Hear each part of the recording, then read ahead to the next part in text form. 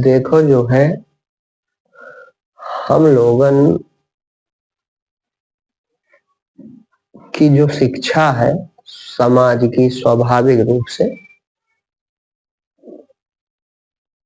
तो वो केवल भौतिक भरण पोषण की है। शरीर के भरण पोषण की शिक्षा दी जाती है। ये नहीं कि केवल हमारे घर में दी गई या केवल आपको दी गई, ये पूरे संसार का है। पूरे विश्व में कहीं आप चले जाओ तो यही शिक्षा दी जाती है। इसी में सब कुशल हैं, कोई अकुशल है, कोई आगे है, कोई पीछे है, लेकिन है सब एक ही दिशा में। कारण है कि तन मन का इतना संघात है, माने ऐसा एक में मिला हुआ महसूस होता है कि हम अपने को शरीर ही जानते हैं। तो शरीर जानने के कारण, और ऐसा नहीं कि हम ही जानते हैं, हमारे माता पिता भी यही जानते थे और ये परंपरा से चला आया। तो बस शरीर से जितनी संभावनाएं हैं उन्हीं में हम अच्छा होने की कोशिश किया करते हैं। अब इसमें किसी की गलती नहीं है। गलती इसलिए नहीं है क्योंकि वही हमें शिक्षा मिली, वही हमारा ज्ञान है, वही हमें सिखाया गया कि शरीर जब तक है तब तक तुम हो। इसलिए शरीर के साथ खूब अच्छे से रह सको। जब तक शरीर है तब तक शरीर के साथ खूब अच्छे से रह सको, वह शिक्षा हमको दी जाती है। अब चूंकि शरीर पंचभूत प्रकृति से निर्मित है तो इसको प्रकृति की जरूरत है। इसीलिए हम सिर्फ पूरा जीवन संसाधन ही एकत्र किया करते हैं। अब खूब धैर्य पूर्वक बैठ के अगर हम विचार करें, हम बात ये कह रहे हैं कि ग्रंथ की हम सुनावे, तो ग्रंथ में लिखा है, गुरुजी ने कह दिया, लेकिन हम आपकी अपनी बात बताते हैं। बात ग्रंथ की ही है, लेकिन जब वो आपकी होगी तो आप ज्यादा गौर से सुनोगे। तो खूब धैर्य पूर्वक अगर देखो तो शरीर की जरूरतें सबकी पूरी होती नहीं होती, सबकी पूरी ही है। जितने कपड़े चाहिए उससे 10 गुना कपड़े अधिक सबके पास मिलेंगे, और जितना भोजन चाहिए उससे 100 गुना अधिक भोजन की व्यवस्था मिलेगी, है ना। और जितना घर चाहिए किसी कम ज्यादा हो सकता है, लेकिन है सबके पास। कहने का मतलब शरीर की आवश्यकताएं पर्याप्त रूप से सबके पास उपलब्ध है। लेकिन फिर भी एक जादू देखो कि सभी अतृप्त है, नहीं है। एक अतृप्ति का भाव, एक अपूर्णता का भाव, एक कमी का भाव सबके अंदर लगा है। और ये एक सारांश माने कॉमन, अंग्रेजी सब कॉमन बात है कि चाहे अमीर हो और चाहे गरीब हो, चाहे सामान्य वाला बीच अवस्था का हो, सबके अंदर एक अपूर्णता है कि नहीं है विवेक?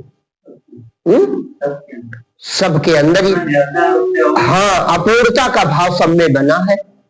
तो ये अपूर्णता का भाव क्यों बना है, इस पर खूब सघनता से कोई विचार नहीं करता। हमारे संत महात्माओं ने इस पर विचार किया, और विचार किया तब उनको ये पता चला कि जो प्यासा है वो जीव है, मन है, और जो चीजें इकट्ठा कर रहा है वो तन की है। इसीलिए चाहे जितनी एकत्र कर ले लेकिन पेट नहीं भरता, क्योंकि तन तो बेचारा जानता नहीं हमें क्या चाहिए, और ये चीजें मन के काम नहीं आती। बस ये गलती हो रही है। तो चाहे अरब खरब रुपया हो जाए, 10-10 घर हो जाए, एक एक शहर में एक एक घर हो, बहुत नौकर चाकर हो, बड़ा ऊंचा पद हो, उससे भी जाके हालचाल पूछो, भैया पेट भर गया, तृप्त हो, तो वो भी कहेगा नहीं इतना बाकी, अभी ये कर ले वो कर ले, इसीलिए हमें कमी लगी। वो रहस्य तो जानता नहीं है, वो जानता है चीजें कम है इसीलिए हम दुखी हैं, इसीलिए हमारी दौड़ अभी रुक रही है, इसीलिए हम तृप्त नहीं है। देखो तृप्ति दूसरी चीज है और वर्तमान हम अपना धन देख के खुश हो जाए ये दूसरी चीज है। तृप्त कोई नहीं है, संतुष्ट कोई नहीं है। कि है कोई संतुष्ट नहीं है। तो वो ये विचार नहीं कर पाता कि अगर संसाधनों से संतुष्टि होती तो किसी को तो होती। मान लो गरीब को ना होती, अरे अमीरे को होती। कोई तो कहता कि भैया देखो जब इतना होगा तब संतुष्ट होगे, हमारे पास नहीं था और नहीं थे, आज हो गया है, अब हम बड़े संतुष्ट हैं। अगर कोई कहता मिल जाए तो फिर संत न रोके कि भैया तुम उधरे चले जाओ और उतना कमा लो, बस तुम संतुष्ट हो जाओगे। तो एक चीज हमें जहां है, जिस हाल में है, ये विचार पूर्वक समझ लेना चाहिए कि बाहरी जो ये दौड़ है इसमें संतुष्ट कोई नहीं हो सकता, है ना। और जीव जो है अपूर्णता महसूस किया करता है। अपूर्णता माने कमी, कि कुछ कमी है, कुछ कमी है। वह कमी इस बात की है कि वो है परमात्मा,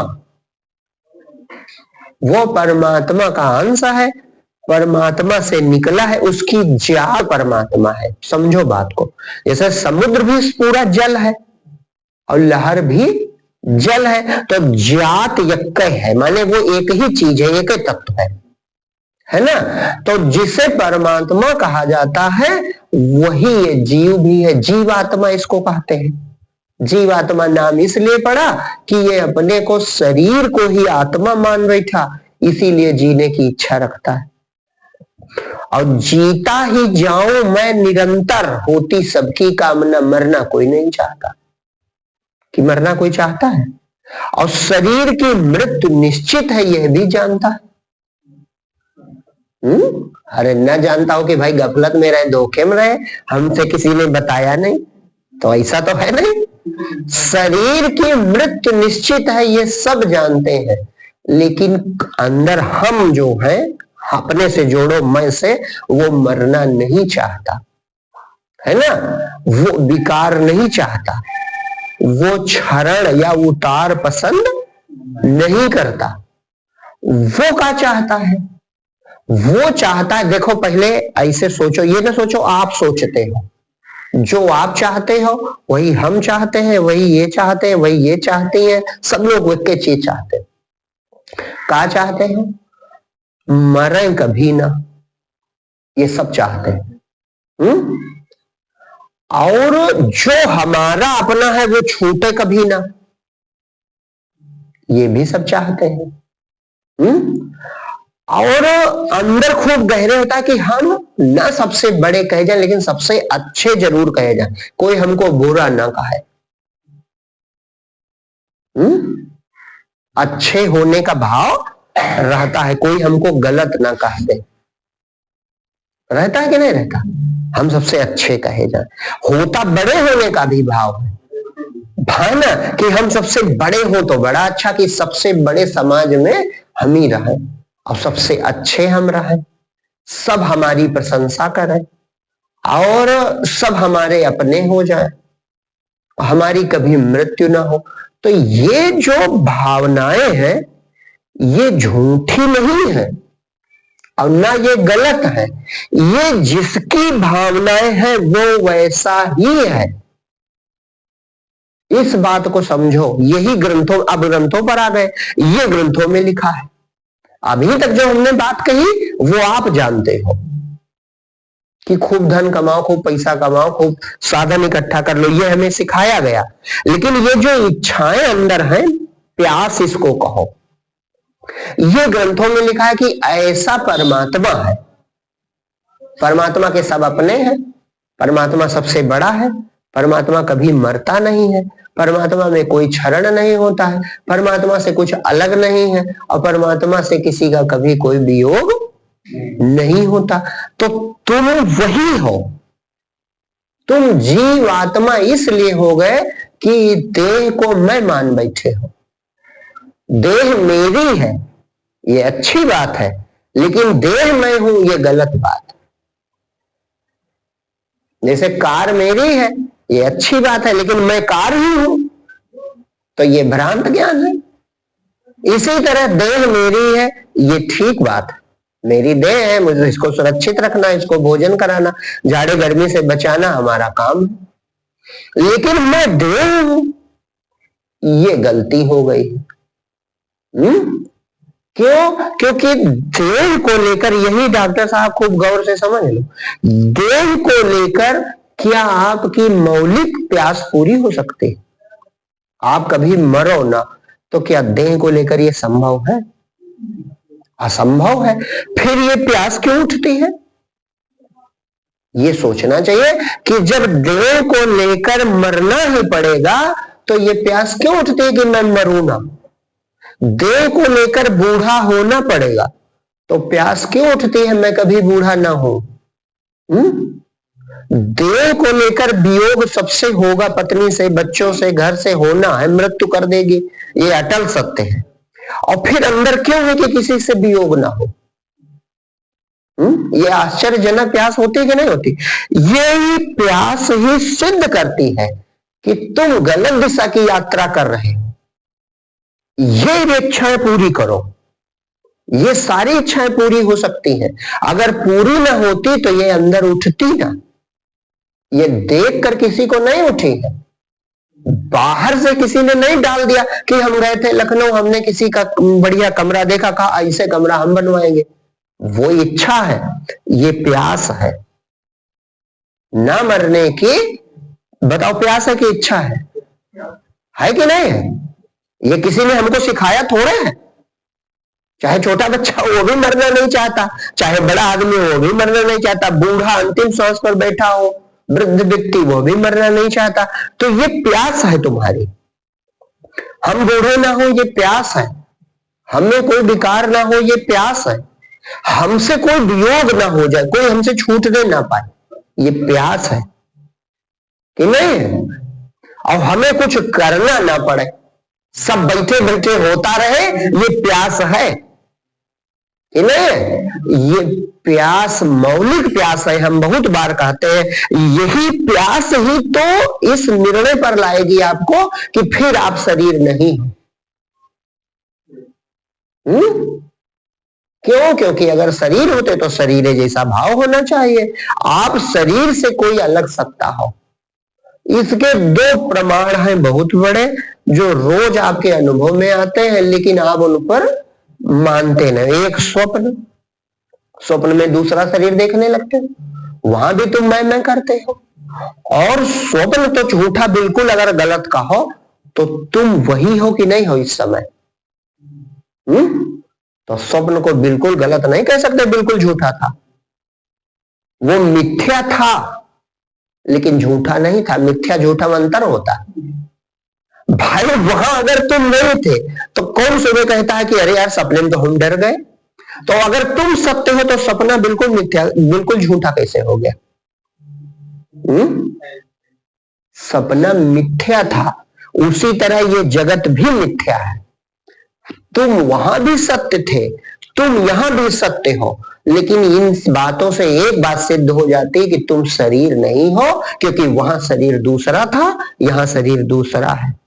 वहां धरती दूसरी थी, यहां धरती दूसरी है। वहां आकाश दूसरा था, यहां आकाश दूसरा है ऐसा कि नहीं है?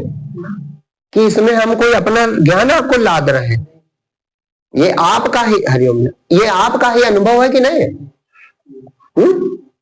तो जब आपका भी अनुभव है तो बस ये निर्णय कर लो कि हमें साधना अपने स्वरूप की करनी, हमें पूरी ताकत लगा देनी है, पूरा ज्ञान लगा देना है, पूरी शक्ति लगा देनी है, जीवन की हर श्वास लगा देनी है अपनी ये इच्छा पूरी करने के लिए। ये मौलिक प्यास हमें पूरी कर लेनी है शरीर रहते रहते। मृत्यु से पहले हमें अपने उस स्वरूप को पहचान लेना है, जो कभी मरता नहीं है, जो कभी बूढ़ा नहीं होता है, जो सब कुछ है और जिससे किसी का वियोग नहीं होता। यही परमात्मा की परिभाषा लिखी है। तो जो पक्का निर्णय करेगा तभी तो आदमी चल पाएगा। भक्ति करने के लिए न करो, अपना काम बनाने के लिए करो। और भगवान कितना दया का सागर है कि जो काम आपको करना है वैसी वृत्ति आपको उसने दी है। जैसे किसी से कहो तुम स्वार्थी हो, तो आदमी को लगेगा हमें गाली दे रहे हैं। लेकिन ये स्वार्थ की वृत्ति भगवान उठाता है अंदर। भाई अंदर आपके उठती है कि नहीं उठती? स्वार्थ माने अपने लिए, उसका साधारण स्व माने अपने, अर्थ माने लिए। अपने लिए आप कुछ भी कर सकते हो। रातों दिन आदमी काम अपने लिए करता है कि नहीं करता? अब अपना उसने जिस जिस को मान लिया, अपना शरीर, फिर अपना घर, अपनी पत्नी, अपने बच्चे, अपने माता पिता, फिर और अगर अधिक कर सकता तो अपनी जाति, और अधिक कर सकता अपना धर्म, और ज्यादा ताकतवर है अपना देश। लेकिन जो अपना है उसके लिए तुम मर मिटोगे। तो ये भगवान ने वृत्ति दी है कि नहीं दी? अब गलती कहां हो रही है कि जो स्व है ही नहीं है उसी के लिए मरे जा रहे हैं। हरिओम आओ पंकज चले। जो स्व है ही नहीं, जो छूट जाएगा, जो पर है, जो प्रकृति है, हम उसके लिए, उसको चूंकि हमने अपनी आत्मा मान लिया, उसको हमने अपनी आत्मा मान लिया, तो बस उसी स्व के, उसको स्व मान लिया है हमने। अपना शरीर, अपना घर, अपनी पत्नी, अपने बच्चे, अपनी भाषा, अपना देश, अपना धर्म, अपनी जात, तो इसके लिए आदमी मर मिटता कि नहीं?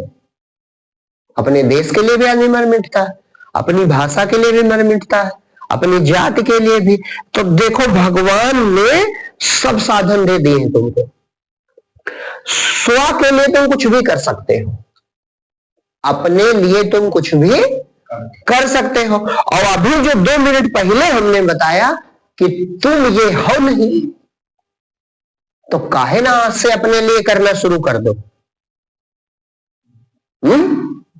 भाई तुम अपने लिए करना चाहते थे और अपने लिए कर रहे थे, और भ्रांति से शरीर के लिए कर रहे थे। और शरीर बेचारा जड़ है, इसे जो खिलाओगे खा लेगा, जो पहनाओगे पहन लेगा। तृष्णा है मन में, तुम में। क्या तृष्णा है? तृष्णा नहीं, तुम अपूर्ण महसूस करते हो। चाहे अरबों खरबों रुपया हो, वह भी अपने को अतृप्त और अपूर्ण महसूस करता है, तभी तो कुछ और पाना चाहता है। और चाहे बेचारा महागरीब हो, वह भी अतृप्त और अपूर्ण महसूस करता है कि नहीं करता? वो समझता है भ्रांति से कि हमारे पास चीजें कम है, इसलिए हम अतृप्त हैं, अपूर्ण हैं। ये गलत बात है। क्यों? क्योंकि पशु पक्षियों के तो घर और कपड़ा भी नहीं होता, फिर भी वो नाचते गाते खुश रहते हैं। तो तुम अतृप्त और अपूर्ण इसलिए नहीं हो कि तुम्हारे पास रुपया कम है। भाई चाहे जितना रुपया हो जाए पेटे भर खाइयो, और चाहे जितना रुपया हो जाए एक एक कपड़ा पहनोगे, एक घर में रहोगे, कपड़े बदल सकते हो, तो उतना तो तुम्हारे पास भी है। तो इस दिशा की दौड़ व्यर्थ है। हमारा कहने का मतलब यह है क्योंकि तुम चाहते हो तृप्ति और सोचते हो भ्रांति से कि खूब साधन हो जाएंगे। साधन माने बहुत कारें हो जाए, बहुत घर हो जाए, बहुत रुपया हो जाए, बहुत कपड़ा हो जाए, बहुत नाम हो जाए, तो तृप्त हो जाओगे। तो ये असंभव है, क्योंकि जिनके पास बहुत है जाके उनसे पूछो, वो भी प्यासे हैं, वो भी अतृप्त ही है, वो भी अपूर्ण ही है। अतृप्त पूर्ण है वो। तो ये बहुत बारीकी से पहले स्पष्ट विचार करके देखो कि इस दिशा में तो न तृप्त होगे न पूर्ण होगे, और फिर उससे बड़ी तुम्हारे पास प्यास है। जैसे जो एक हम प्यास कहते हैं कि हम मरे ना, ये प्यास क्यों है?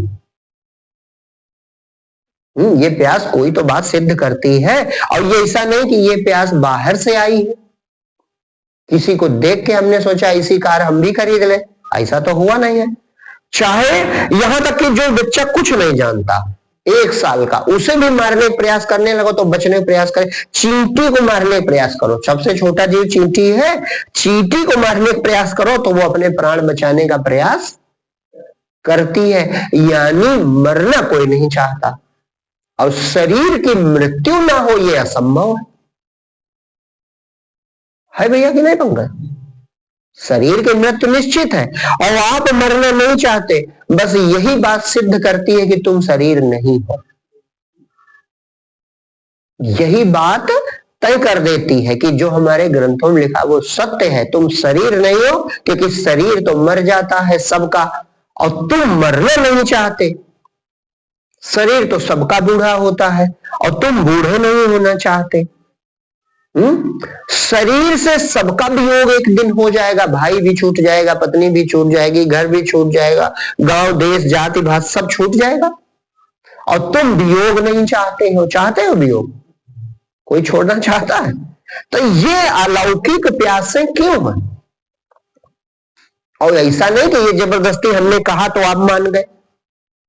ये सबके अंदर है, चाहे एक अनपढ़ जाहिल आदमी से पूछो, और चाहे बड़े विद्वान से पूछो, चाहे छोटे बच्चे से पूछो, चाहे बहुत बूढ़े से पूछो, किसी से पूछ के देखो, किसी भाषा देश जाति धर्म का हो, काहे ये सबका ज्ञान है।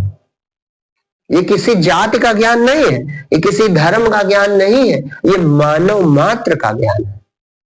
और मानव मात्र नहीं, प्राणी मात्र का ज्ञान है। मनुष्य ही नहीं, प्राणी मात्र का ये ज्ञान है ऐसा कि नहीं?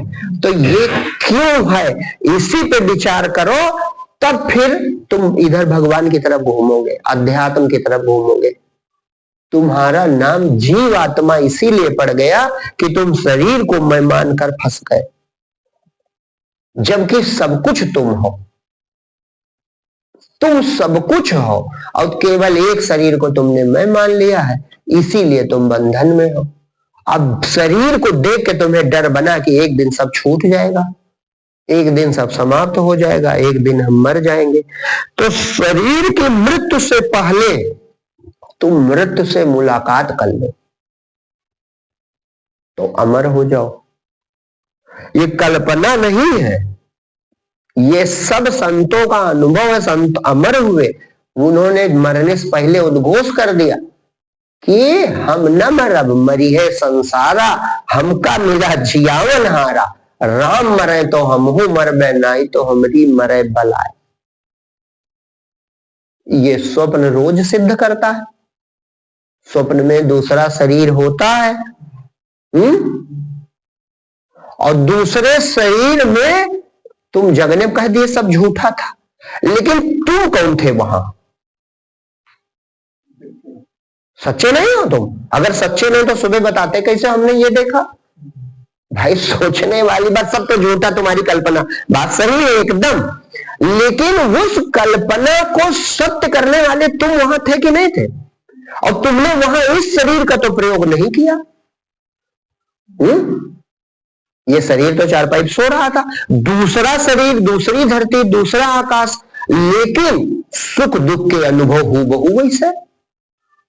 तुम रोने भी लगे, तुम हंसने भी लगे। हुआ कि नहीं हुआ?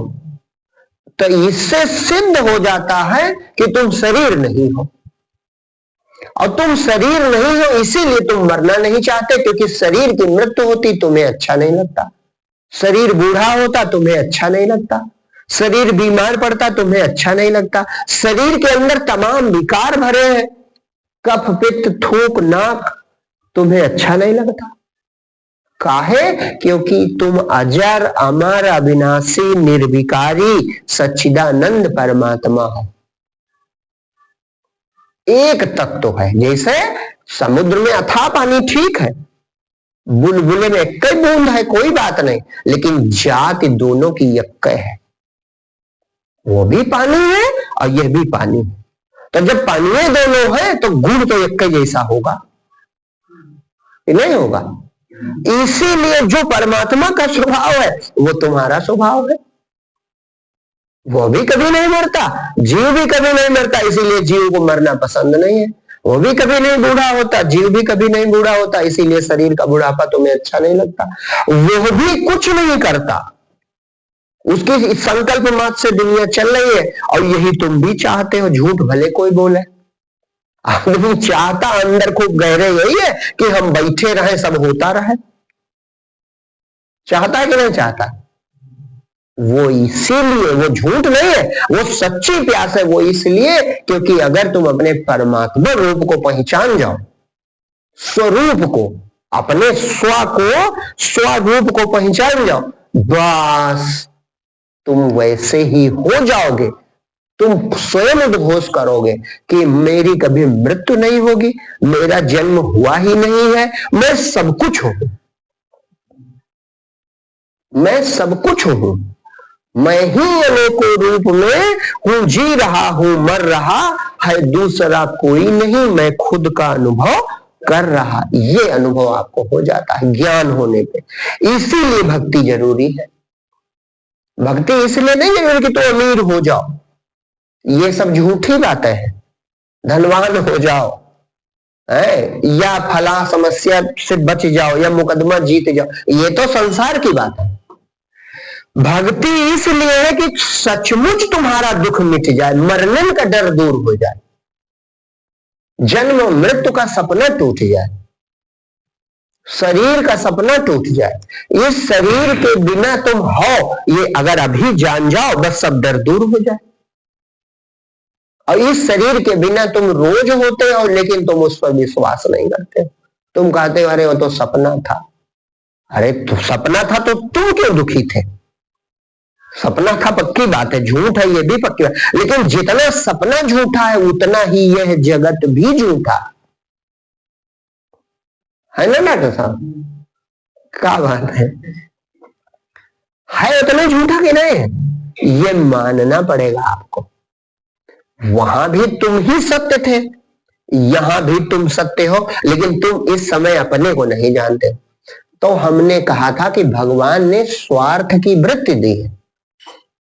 स्वार्थी किसी से कहो तो बुरा लगता है, लेकिन स्वार्थ माने होता अपने लिए। तो तुम अपने लिए सब करते हो, लेकिन गलती हो रही है, तुम शरीर के लिए सब कर रहे हो। और अपने लिए करने के लिए मनुष्य शरीर मिला, जन्म मिला, वो भूले जा रहे हैं। तो अपने लिए कर सकते हो, देखो कितनी बढ़िया बात है, अपने लिए कर सकते हो। और दूसरा एक और सूत्र, ये इसमें छुपा है सूत्र, कि भगवान ने कितना सरल रास्ता बनाया। अपने लिए आप कर डालोगे, दूसरे के लिए कोई कुछ नहीं करता, सब झूठी बात। अपने लिए सब करते हैं, अपने बेटे के लिए करोगे, अपने घर के लिए करोगे, अपने शरीर के लिए करोगे, अपने नाम के लिए करोगे, और आकार बढ़ा लो अपना तो अपने गांव के लिए करोगे, अपने देश के लिए करोगे, लेकिन अपना जुड़ा रहेगा, यानी अपना प्यारा होता है। ये सूत्र है। और अपना आपा आत्मा है, परमात्मा, इसीलिए आत्मा शब्द का अर्थ होता है अपना आपा। आत्मा माने अपना आपा। तो आप देखो हरिओम, दोनों चीजें कितनी बढ़िया। अपने लिए आप कर सकते हो, ये एक बात हो गई। हरिओम आओ चले,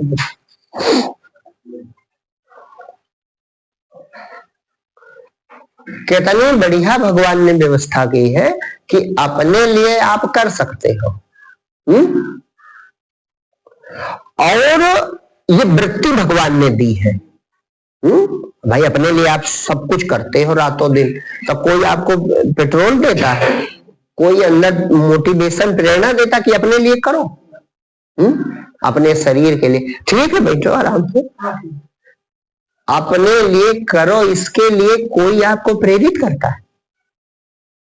अपने घर के लिए, अपने बच्चे के लिए, अपनी पत्नी के लिए, अपने शरीर के लिए, अपने नाम के लिए, अपनी जाति के लिए, अपने धर्म के लिए, अपने देश के लिए कुछ करो, तो इसके लिए कोई आपको अलग से मोटिवेशन की जरूरत? अपने घर के लिए सब करते हैं, अपने बच्चों के लिए सब करते हैं, अपने खाने पीने शरीर के लिए सब करते हैं। तो अपने लिए आप कुछ भी कर सकते हो, ये भगवान ने वृत्ति दी है।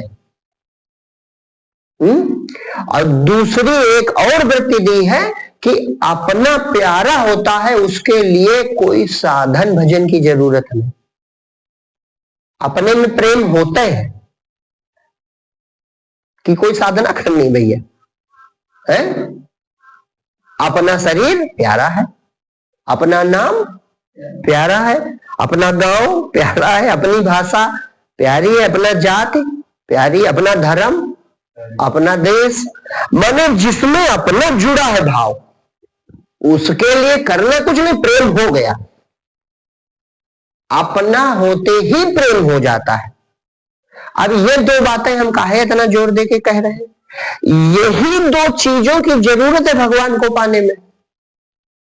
भगवान को पाने में लिखा है कि प्रेम से प्रकट हो तो मैं, प्रेम से वो मिल जाता है। और प्रेम अपने में होता है। देखो कितना सरल रास्ता है। ये हम जो कह रहे हैं कहानी नहीं बुझा रहे हैं, ये सूत्र समझो। आपकी जितनी चीजें अपनी है उनमें आपका प्रेम है कि नहीं? अपनी चीज चाहे जैसी हो, हम जानते हैं हम दुनिया में सबसे सुंदर नहीं है, लेकिन फिर भी आदमी अपना शरीर नहा धो के सजाता है, कहने मतलब कोशिश करता है कि हम अच्छे रहें। अपना बेटा जानता है दुनिया में सबसे सुंदर नहीं, लेकिन अपने बेटे की उन्नति में पिता रातों दिन लगा रहता है। हम जानते हैं विश्व में नंबर 1 पे हमारा देश नहीं है, लेकिन फिर भी हमारे लिए भारत प्राणों से प्यारा है।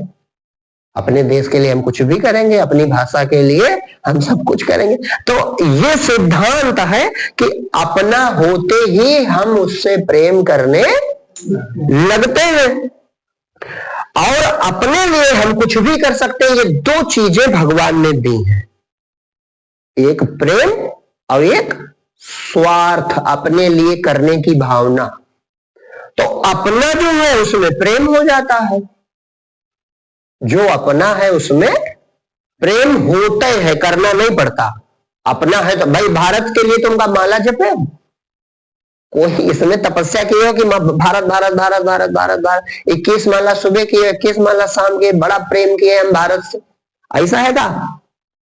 कुछ नहीं करना है। अरे अपना है तो प्यारा है, जरूरत पड़ेगी तो हम उसके लिए सब कुछ न्यौछावर कर सकते हैं, और किया लोगों ने। भाई अगर जरूरत आंच पड़ जाए, आप तक आंच आवे, तो उसके लिए आप प्राण भी दे दोगे, होगा कि नहीं होगा? तो अपने में प्रेम स्वाभाविक होता है, ये भगवान की दया है। और अपने लिए हम सब कुछ कर सकते हैं, ये भी भगवान की, ये दो चीजें हैं। अब आप समझो कि भगवत प्राप्ति कितनी सरल है। जितनी चीजों को तुम अपना माने हो, ये हम जो इतनी देर से कह रहे हैं, ये न प्रेम है और न स्वार्थ है, ये भ्रांति है। जितनी चीजें आप अपनी माने हो सब छूट जाएंगे कि नहीं छूट जाएंगे? चाहे शरीर हो, सबसे प्यारा शरीर है, ये भी छूट जाएगा। गांव छूट जाएगा, जाति छूट जाएगी, धर्म छूट जाएगा, देश छूट जाएगा, बच्चे छूट जाएंगे, माता पिता छूट जाएंगे, पत्नी छूट जाएगी, धन दौलत छूट जाएगी, कार बंगला गाड़ी जो होगा सब छूट जाएगा। तो जिसके लिए तुम प्रेम भी करते हो, जिसे अपना भी मानते हो, वो सब तो छूटने वाला है। तो दुख का इंतजाम तो कर लिया आपने। और इन दोनों व्यक्तियों को, ये दो वृत्तियां जो थी, अपने लिए करने का भाव और प्रेम, दोनों को बर्बाद भी आपने कर दिया। काहे? वहां लगा दिया जहां छूट जाना था। अब संत समझाते हैं कि परमात्मा अपना है, वो आपका आत्मा है, आपके हृदय में विद्यमान है। आप ध्यान नहीं देते हो, फिर भी रातों दिन आपकी श्वास चलाता रहता है। हृदय में है तभी तो चलाता है। आप ध्यान नहीं देते हो, आप तो भोजन किए बैठे हो और वो पचाने का काम कर रहा है। भोजन हजम कौन करता है? भाई अंदर चेतना ना हो तो मर जाओ। तो भगवान पचाता है कि नहीं पचाता? वो श्वास चला रहा है, वो भोजन पचा रहा है, वो खून दौड़ा रहा है, वो आपको जीवित बनाए है, तो वो सगा है। वो कौन है? वो अपना है। तो अगर जान जाओ अपना है तो प्रेम होते देर लगेगी। भाई देश अपना है तो प्रेम हो गया, तो अगर परमात्मा अपना है तो प्रेम हो गया कि नहीं हो गया? तो तुम उतना भी भगवान को अपना नहीं मानते हो जितना संसार को मानते हो। ये गलती है। हम जितना शरीर को अपना मानते हैं, देश जाति धर्म परिवार घर द्वार संपत्ति, इसको जितना अपना मानते हैं, उतना भी हम भगवान को अपना नहीं मानते। और जबकि सब कुछ उसी का है। शरीर उसने दिया, शरीर के अंग उसने बनाए, शरीर को जीवित वो किए हैं। शरीर बनने से पहले उसने धरती, आकाश, हवा, पानी बनाई जिसमें शरीर जीवित रह सके। भोजन बनाया, तरह तरह के अनाज बनाए, फल बनाए, तो उसको कितनी चिंता रही होगी कि शरीर बनाने से पहले, तुम्हारे जन्म से पहले तुम्हारी व्यवस्था उसने कर दी। तो वो सगा है कि ये चीजें सगी है?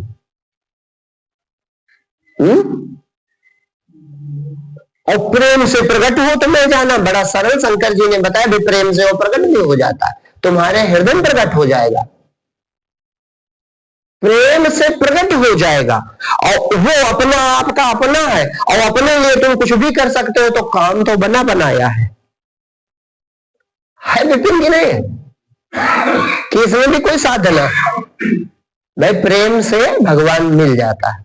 और अपने में प्रेम होता है, ये हमने पहले कई उदाहरण देके बता दिया कि अपना देश तो प्रेम हो गया, अपना लड़का तो प्रेम हो गया, अपना शरीर तो प्रेम हो गया, अपनी भाषा तो प्रेम हो गया।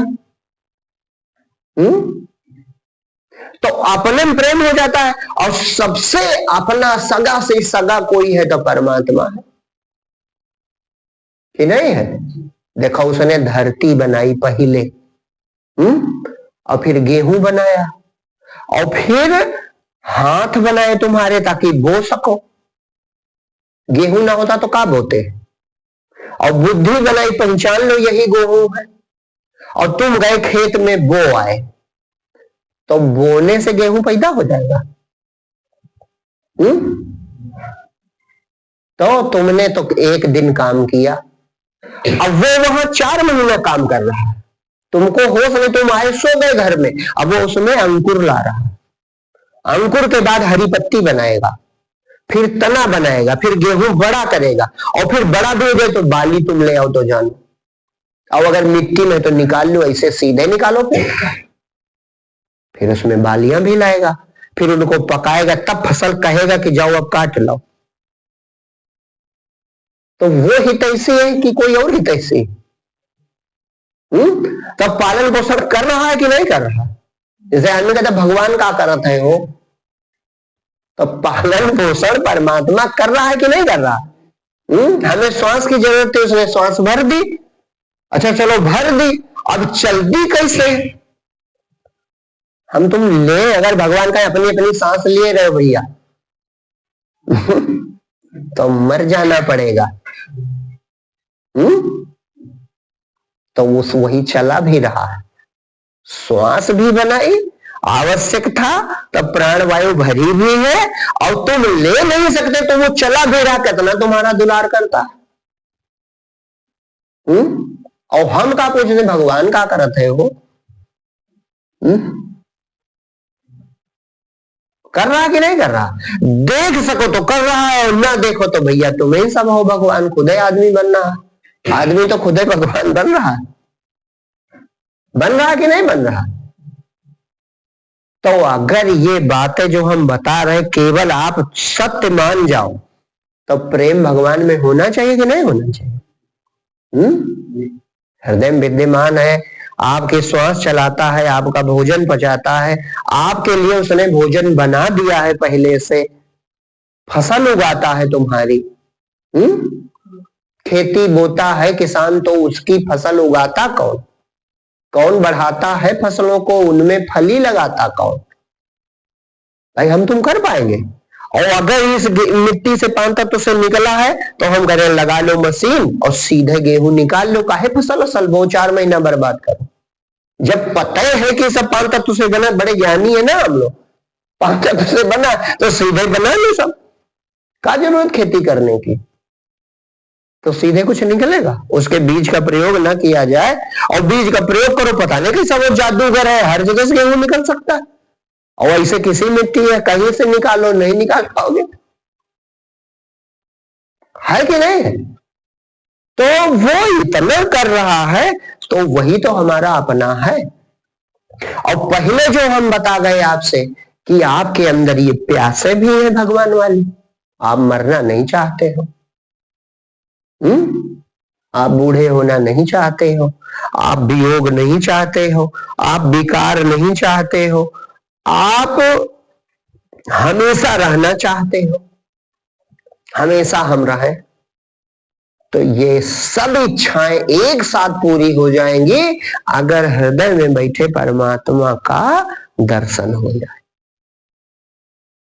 अगर स्वरूप से अपने परमात्मा वाले रूप से मुलाकात हो जाए, बस अपने आप एक साथ सब इच्छा, क्योंकि परमात्मा हो जाओगे वो अपने मिला लेगा, तो ना वो कभी मरता है, न कभी बूढ़ा होता है, न किसी चीज से उसका वियोग होता, वो अकेला, एक अकेला राम जगत में सब जग उसकी माया है, दूजा कौन कहां से आया रे मन तू भरमाया है। होश आ जाए तो बहुत बड़ा कल्याण होगा।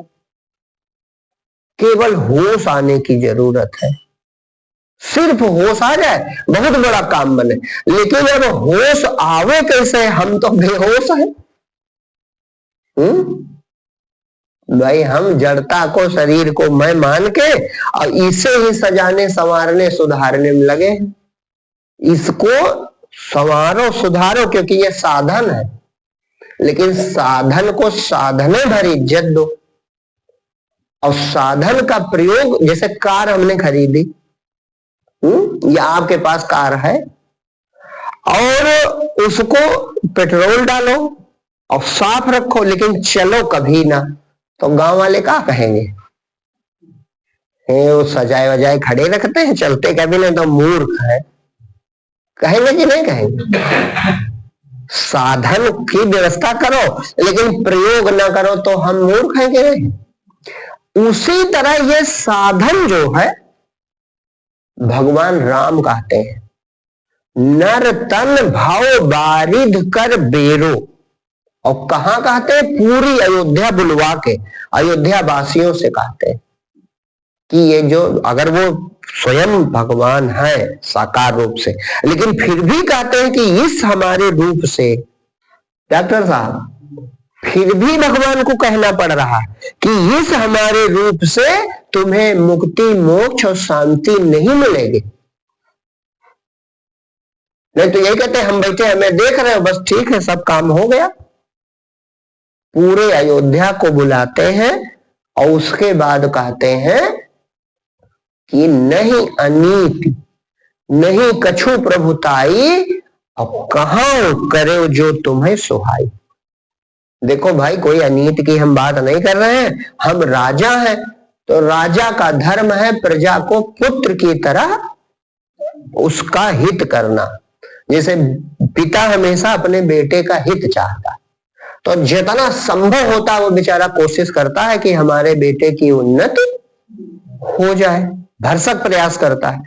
इसी तरह राजा का धर्म है कि वह प्रजा का हित करे। तो हमने इसीलिए आप लोगों को बुलवाया है कि भोजन करना, भोग करना, सोना जागना मर जाना ये जीवन का लक्ष्य नहीं। इसलिए मैं जीवन का मनुष्य शरीर मिला आप लोगों को, हमको, तो इसका जो लक्ष्य है, जिसके लिए साधन मिला है, वो साधन उस काम में आ जाए, इसलिए हमने तुमको बुलवाया। तो भगवान कहते हैं नर तन भव बारिध कर बेरो। ये मनुष्य शरीर संसार से पार भगवान से मिलने का साधन है। बेड़ा माने जहाज है। सन्मुख मरुत अनुग्रह मेरो। अच्छा, नाव अच्छी तब चलती है जब हवा अनुकूल हो, तो नदी में नाव बढ़िया जाएगी। तो कहते हैं मेरी कृपा क्या है? वो अनुकूल हवा है। करण धार सदगुरु दृढ़ नाया। सदगुरु मिल गया वो समझो करणधार है, नाव तुम्हारी के पार लगा देगा। दुर्लभ साज सुलभ करी पावा। भगवान राम की हम बात कर रहे हैं, वो अयोध्या के सामने बैठे हैं अयोध्यावासी, उनसे कह रहे कि ये दुर्लभ साज है। मनुष्य शरीर मिल गया, तुमको सदगुरु मिला, उसमें सत्संग मिला और मेरी कृपा प्राप्त है, ये दुर्लभ साज है। जो न तरय भव सागर नर समाज अस्पाय, सो कृत निंदक मंदमति आत्महानि गति। तो ये भगवान राम समझाते हैं कि मनुष्य शरीर पा करके और अपने स्वरूप को प्राप्त करना चाहिए। अपनी आत्मा को अपने हृदय में बैठे परमात्मा से मुलाकात कर लेनी चाहिए। और जो ऐसा नहीं करेगा तो वो आत्महान गति जाए। जैसे आत्महत्या करने वाले की गति होती है, समझो तुम भी आत्महत्या ही कर रहे हो। तो अभी जो हमने कहा कि कार तो खूब सजाओ, बैठ के ना चलो तो मूर्ख हो, तो भगवान राम भी यही कह रहे हैं कि ये मनुष्य शरीर जो है सजाओ संवारो खवाओ पियाओ, अच्छी बात, लेकिन ये साधन है भगवान को पाने का। इसको पा करके, क्योंकि अन्य जीव में कोई विवेक भगवान ने नहीं दिया, मनुष्य के पास विवेक था, विवेक के कारण उसने जहाज हवा में उड़ा दिया, विवेक के कारण उसने बहुत से साधन बनाए। लेकिन इसी विवेक का प्रयोग करके तुम चाहो तो हृदय में बैठी उस निराकार सत्ता परमात्मा से मिल सकते हो, जो तुम अमर ही हो जाओ, जो तुम्हें न मरने की इच्छा बनी रहती, इसीलिए कि तुम मरोगे तो नहीं, नया जन्म हो जाएगा। जैसे स्वप्न देखते हो तो स्वप्न में सब देख सकते हो, लेकिन मृत्यु नहीं देख सकते हो। किसी ने देखा हो तो बताओ। मृत्यु आई यहां तक देखोगे, मृत्यु आई मरने चले यहां तक देखोगे, बस का होगा जाग जाओगे, तो वहां तो मर गए होगे, यहां सपने में उठ के बैठ गए, अरे हम तो सपना देख रहे थे। क्यों? क्योंकि शरीर ही मर सकता था, वो मर गया, और तुम मर नहीं सकते थे, तुम इस वाले में आ गए। इसी तरह इस जगत में भी जीव अपनी मृत्यु नहीं देख सकता, जीव मृत्यु तक देखता है, फिर नया सपना देखने लगता है। अब बाकी गांव वाले कहते हैं अरे तो मर गया, अब लाश पड़ी है, अब मिट्टी हो गई, तो इसका नाम मिट्टी हो जाएगा। तो तुम्हारे होने से इसका नाम है, इसीलिए नाम सत्य है। और तो जब निकल जाता तो कहा जाता राम नाम, वो रामे का नाम था जो सत्य था, वो निकल गया, तो तुम्हारे हटते ही इसका नाम क्या होगा? मिट्टी होगा।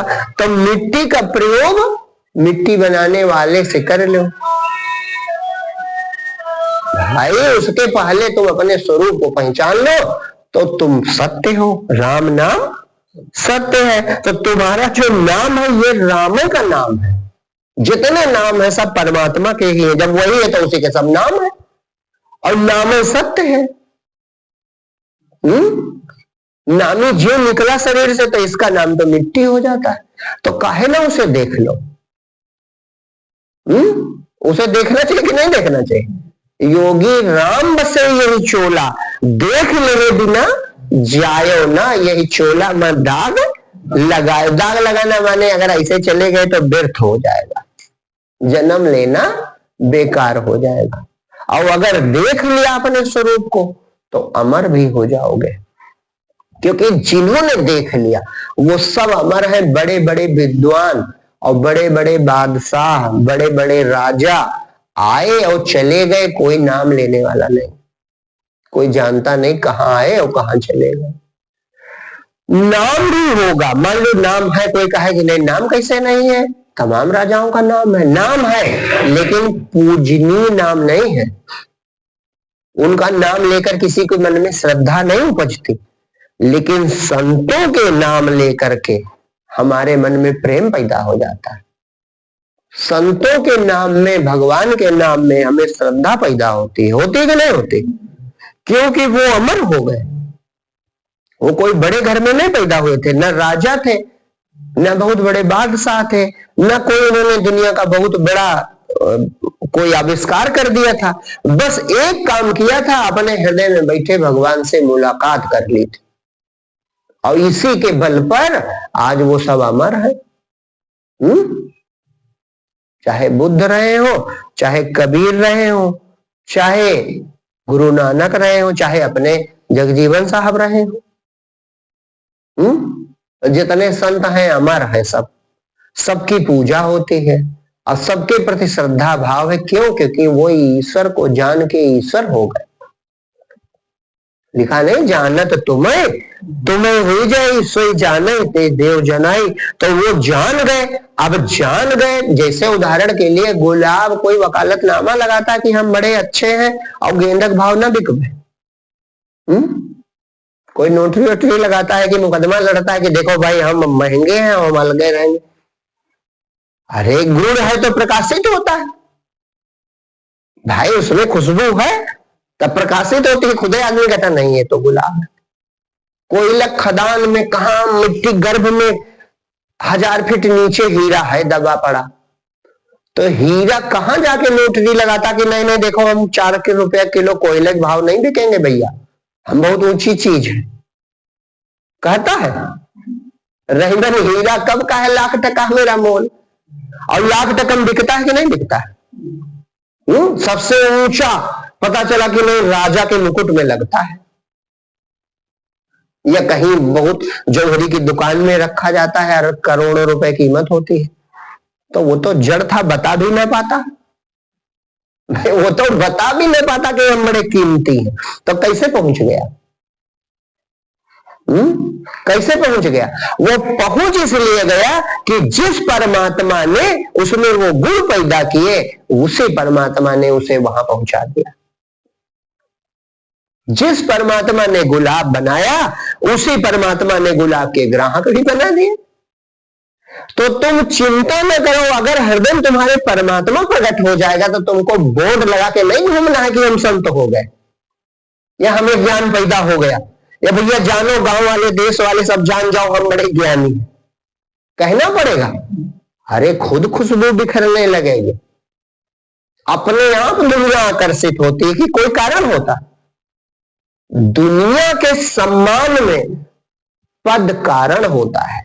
गौर से समझो, ये इसी दुनिया में हो रहा है, लोग विश्वास नहीं करते। दुनियावी जो सम्मान है उसमें कारण छुपा है प्रदीप, पद। तुम डीएम हो तो सम्मान होगा, अरे डीएम साहब आ गए। तुम विधायक हो जाओ तो अरे दौड़ो दौड़ो विधायक साहब आ गए, अरे प्रधानमंत्री आ गए, मुख्यमंत्री आ गए। और पद से हट गए तो फिर जस के तस, सब सम्मान सम्मान खो गया, कोई नहीं पूछता। तो वहां कारण है सम्मान का, सम्मान थोड़ा है, पद का मान है। लेकिन एक संत के अंदर, एक भक्त के अंदर परमात्मा प्रकट हो गया, तो एक को कारण बाहर से बताओ कि इस कारण लोग झुकते हैं। एक संत के पास जैसे पतंगे बरसात में दीपक की ओर दौड़ते हैं, इस तरह भक्त जा रहे हैं। तो कोई तो बात है जो दिखती नहीं है, जो बुद्धि से समझ में नहीं आती, लेकिन है जरूर। यही भक्ति की महिमा है, जिसके लिए बाहरी बैसाखी की जरूरत नहीं है कि तुम डीएम बनो तब पैर छुए जाएंगे और उसको इसकी इच्छा भी नहीं होती। रहीमन हीरा कब का है 1,00,000, उसको इच्छा भी नहीं होती कि ऐसा हो, लेकिन अपने आप होता, युगों तक होता रहेगा। गुरु नानक जन्मे, गुरु नानक देव, नाम तो जानते होंगे। एक धर्म चल रहा उनके नाम से, सिख धर्म। और थे कैसे, इतने साधारण थे। लिखा है कि जब ये थोड़ा बड़े हुए, केवल भगवान की भक्ति करें, कोई काम ना करें, सिर्फ भगवान की भक्ति करें, हमेशा भगवान का ध्यान भजन करें। तो जब थोड़ा बड़े हुए तो इनके पिताजी जो थे व्यापारी थे, तो उन्होंने देखा कि ये व्यापार में मन तो इसका लगता नहीं। कहा कि भैया कुछ व्यापार किया करो, कुछ व्यापार किया करो। तो अब भक्त थे, भक्त, लेकिन पिता की बात माने, तुरंत कहा हाँ हाँ पिताजी जो कहा वो कर। तो जाड़े का समय था, तो गुरु नानक देव को इनके पिताजी ने कुछ पैसे दे दिए। कहा वो ये देखने के लिए कि खुद अपने विवेक से करेगा तो हम समझ जाएंगे कि ये कुशल व्यापारी बनेगा कि नहीं बनेगा। तो पैसे दिए, कहा जाओ बाजार जाओ और कोई जैसा उचित समझो वो सामान खरीद के और फिर बेचो, ऐसा व्यापार करो, यही होता है व्यापार में। तो ये गए, तो जाड़े का समय था, तो इन्होंने कंबल खरीदे, कंबल खरीद लिए थोड़े। अच्छा, उस समय कोई साधन तो था नहीं, गधे की पीठ पर लोग सामान लाद कर बेचते थे गांव में। तो इनके यहाँ भी गधे थे, तो गधे की पीठ पे गुरु नानक ने कंबल कुछ लाद लिए और गांव में चले गए। अब जो भी उसका भाव रहा हो, तो एक बुढ़िया औरत आई, उसने कहा भैया एक कंबल दे दो। तो इन्होंने दिया। कितने का है? इतने पैसे का है। तो उसने कहा इतने पैसे तो नहीं है। तो कहा कि इतने पैसे नहीं है तो कितने हैं? तो वो रोने लगे। उसने कहा हमारे पास भैया एक को नहीं है, लेकिन जाड़ा बहुत लगता है। कहा अरे माई तो कोई बात नहीं, ये कंबल तुम ले लो, पैसे की कौन जरूरत है, उपयोग की जगह पहुंचना चाहिए। कंबल उसको उड़ा दिया औरत को। अब गांव के लोगों, देखो ये होता है भक्त का लाभ लेना। अब गांव के लोगों ने सोचा ये लड़का तो मूर्ख है, देखो फ्री में कंबल दे दिया। अब दूसरा आया, वो भी रोना मुंह बना के ठगने के लिए, भैया जाड़ा बहुत लगता है, बहुत गरीब है, फटी बनियाइन है, और हमारे भैया को कुछ है नहीं पैसा। अरे तुम भी ले लो, प्रभु का रूप है, सब में प्रभु है, कोई बात नहीं। उनको दे दिया। अब ठगों की भीड़ लग गई। थोड़ी देर में जब फ्री देना है तो कितने देर व्यापार में लगेगी। बस एक दो घंटे में सारे कंबल गायब का है, सब उड़ा दिया। अब इनका इतना सरल स्वभाव, ये कोई संशय ना करे, सोचे गरीब होंगे इनके पैसा नहीं, सबको उड़ा दिया। अब पहुंचे 2 घंटे में घर पहुंच गए। तब पिताजी ने कहा भैया कौन कोई व्यापार के? कहा पिताजी बहुत फायदे का व्यापार मिला। तो कहा कितना फायदा कमाए? तो कहा अरे इतना फायदा कमाए कि ये पीढ़ियों तो खत्म नहीं होगा। तो कहा पीढ़ियों तक? ये तो कहानी बुझा रहा है, क्या किया ये तो बताओ।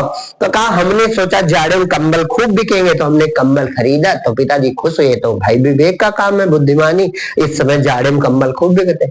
तो कहा बेचे कुछ? कहा अरे बेचते तो कहीं 1-2 पैसा फायदा मिलता, वो तो प्रभु रूप रख रख के आने लगे और सेवा में सब लगा दिया। तो भैया सारे कंबल जितने थे, कहा सारे कंबल जितने हमारे पास 100 कंबल थे सब हमने उड़ा दिए। प्रभु विभिन्न रूप रख के आए और प्रभु ने सेवा स्वीकार कर ली। अब समझो कितने युगों तक ये पुण्य रहेगा।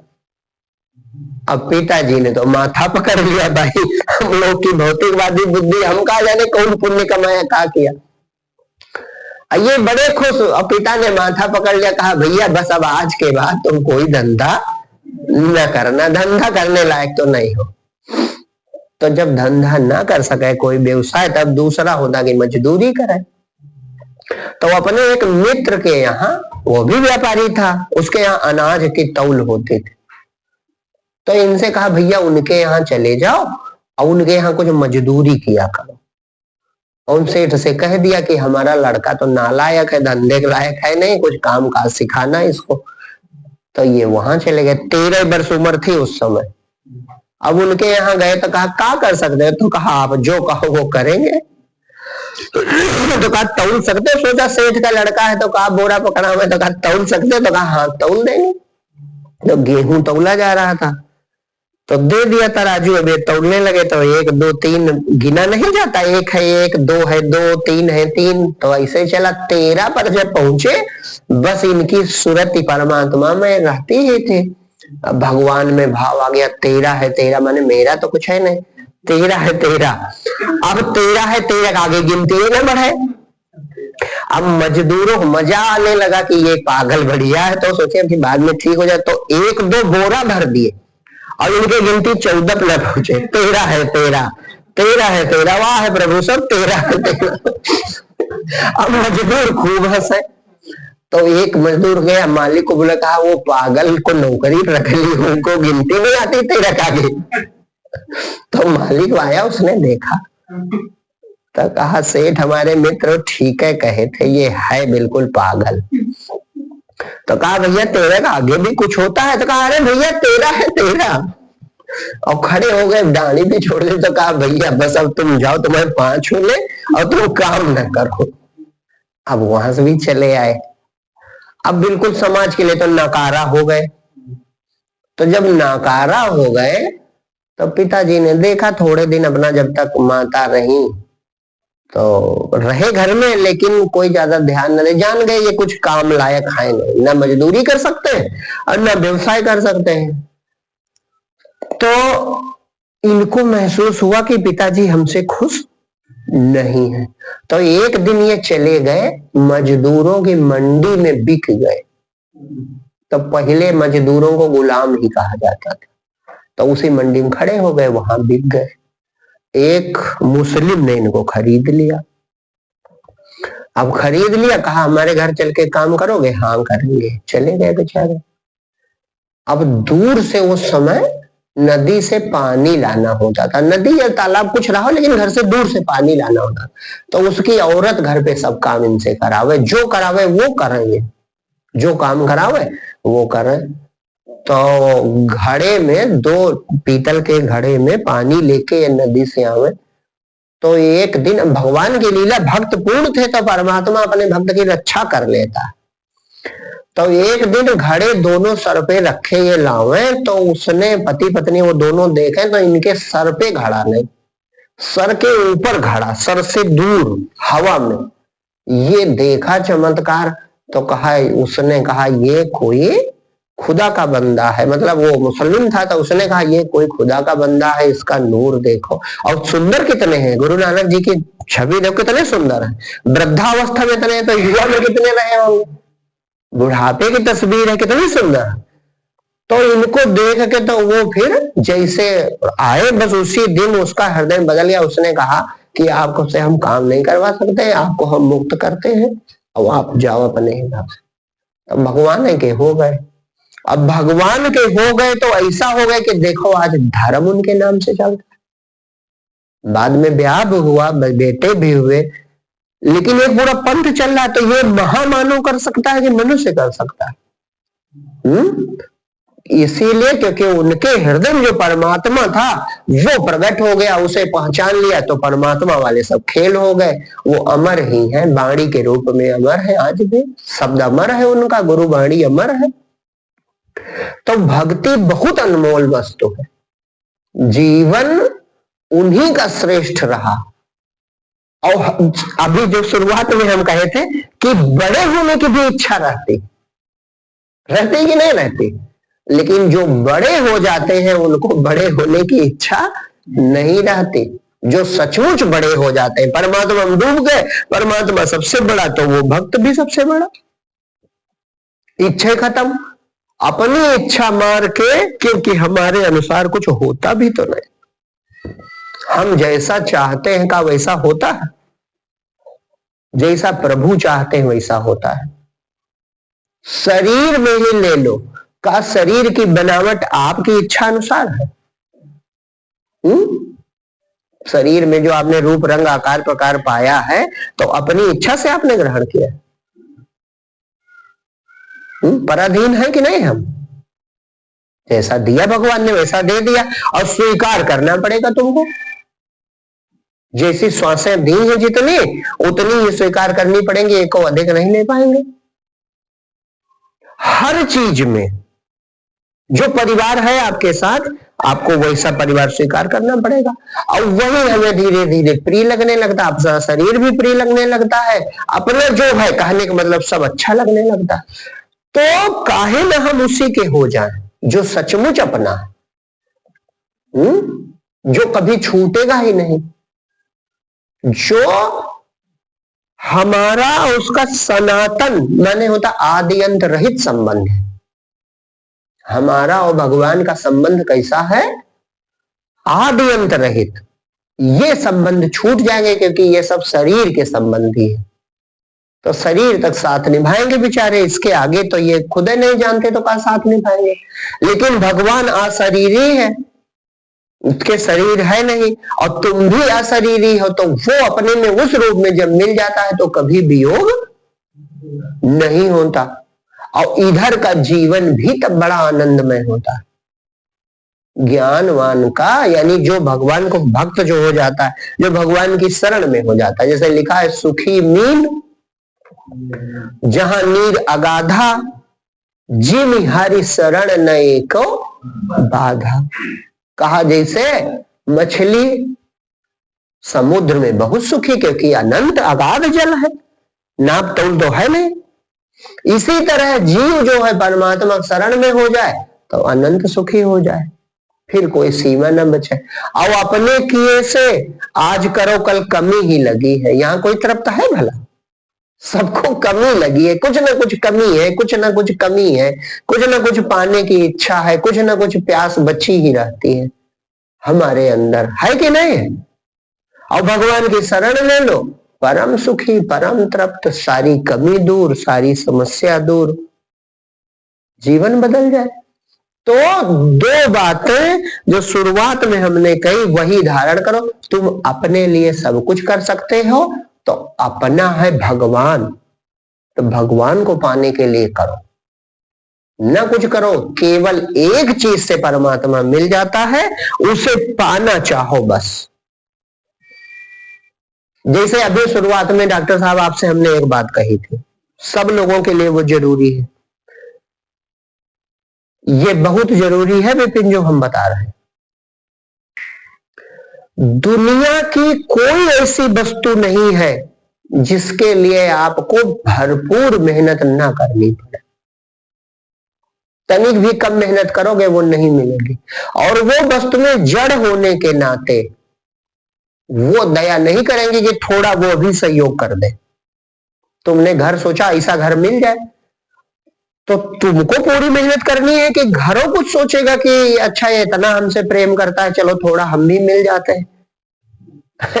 जड़ है तो कहां मिलेगा? तुमने सोचा ऐसी कार हमारे पास हो, तो पूरा तुमको मेहनत करनी है कि कार भी कुछ सोचेगी? पद पाना है कि फला नौकरी करनी है या फला चुनाव जीतना, तो तुमको सब करना है कि पद भी सोचेगा हमारा इतना प्रेमी है बेचारा मरा जा रहा है, चलो थोड़ा हम चल के मिल ले, उधर से कुछ होगा? लेकिन परमात्मा ऐसा है कि अगर उसे पाना चाहोगे तो जो मुंह को एक पग चले वाको चलू मैं 60। परमात्मा ऐसा है कि उसे केवल पाना चाहो, चाल पैरों में इतनी कहां जो वहां तक चली जा सके, सोच तुझमें वो पौरुष कहां जो कि निज बल उसे पा सके, किंतु वह तो दया सिंधु है सुन के दौड़ा चला आएगा। परमात्मा तो इसे देखता है कि जीव हमारे लिए छटपटा रहा है, बस वो हृदय प्रकट हो जाता है।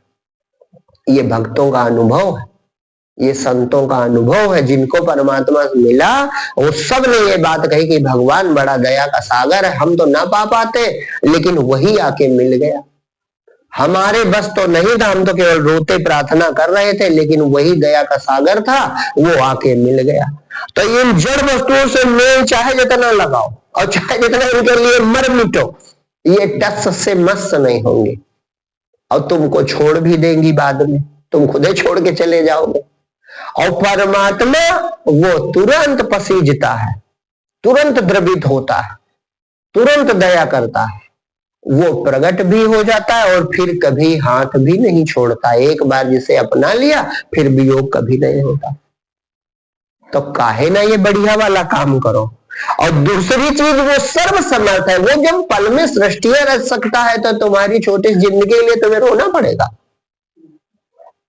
और ना मानो तो संतों की ओर देख लो, संतों को रोना पड़ता है। संत ये अनुभव कहते हैं, संत बताते हैं जिनको अनुभव हुआ कि मुझे प्यास बाद में लगती है, प्रभु पानी पहले भेज देते, मुझे भूख बाद में लगती है और परमात्मा भोजन की व्यवस्था पहले ही कर देता है। मैं एक के लिए कहता हूं तो 10 दिशाओं से भगवान वह व्यवस्था कर देता है। ये संतों का अनुभव है। लिखा है बांधे ना गठरी फिरे, कबीर साहब का दोहा है, बांधे ना गठरी फिरे मांगे मैं सकुचाए, तिनके पीछे प्रभु फिरे कहूं भूखे ना रह जाए।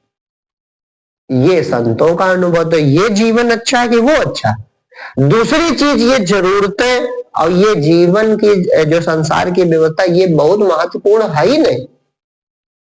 ये तो सब अन्य जीव कुछ नहीं करते, केवल भोजन करते हैं तब भी जी लेते हैं, इसमें कौन बड़ी बात। लेकिन भगवत प्राप्ति बहुत बड़ी बात है, जो मौलिक प्यास जीव की है, जो सब मनुष्य में होती, कोई झूठला नहीं सकता, वो पूरी हो जाती। मरने का डर दूर हो जाता है, हर प्रकार के वियोग का भय दूर हो जाता है, शरीर छूटने का भय दूर हो जाता है, बिना शरीर के हम और परमात्मा एक हैं यह अवस्था मिल जाती, जीते जी। इसीलिए भक्ति सर्वश्रेष्ठ है। अब दीपक एक भजन दूंगा, समाप्त करेगा।